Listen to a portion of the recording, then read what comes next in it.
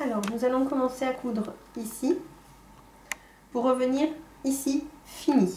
C'est-à-dire qu'en fait, on va faire une double couture. On va commencer à faire le premier passage en nervure tout autour. Ici, nous allons tourner et revenir à 0,5 de notre couture pour venir terminer au point de départ.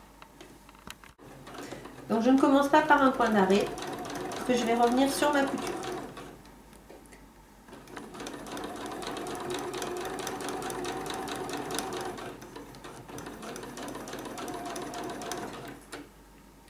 Donc ici, nous allons arriver au premier angle et nous allons appliquer la technique de la couture en angle sur les premières vidéos.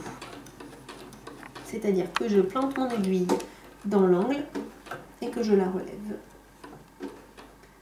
Juste assez pour engager mon point. Et je tourne.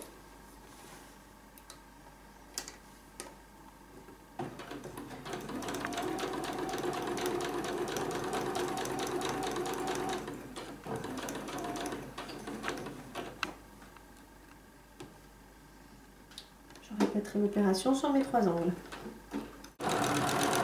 Donc là, je vais arriver de l'autre côté. Donc je vais jusqu'en haut. Et je m'arrête au bord.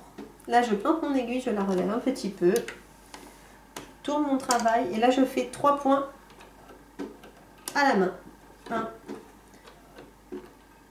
2, 3 ou 4 suivant votre machine.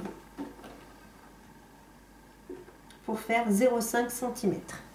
Je tourne mon travail et ici, je me mets donc à 0,5 du bord.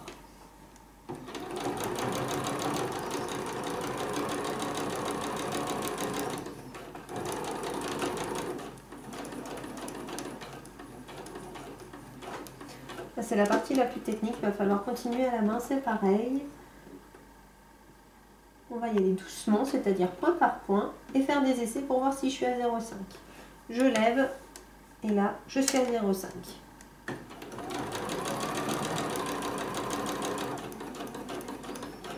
Je continue encore un petit peu. Là, encore à la main. Là, je vais essayer pour voir si je suis à 0,5. J'y suis pas, je me remets dans mon axe. Et je refais un point à la main. Là maintenant j'y suis, je peux repartir.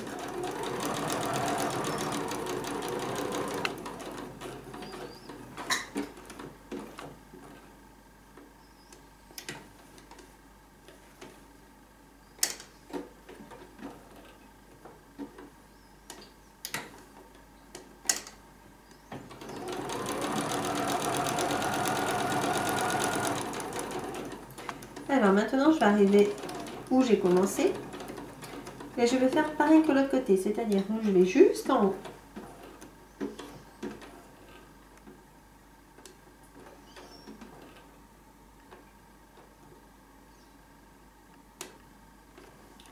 Je tourne.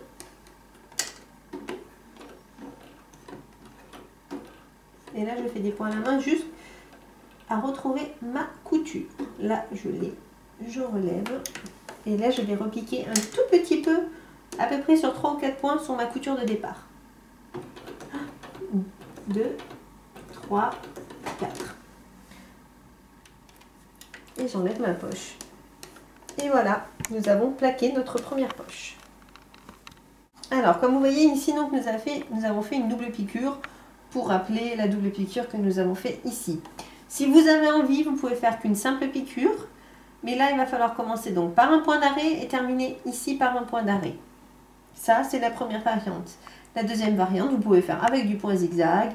Vous avez vraiment le droit de faire tout ce que vous voulez pour pouvoir plaquer votre poche. Maintenant, je vais éplucher mon travail. C'est-à-dire que j'enlève tout mon fil de bâti. Ici, ici, ici. Là, tous les petits fils qui dépassent. Et les fils qui dépassent ici. Je coupe sur l'endroit et sur l'envers. Et ensuite, je vais repasser correctement ma poche.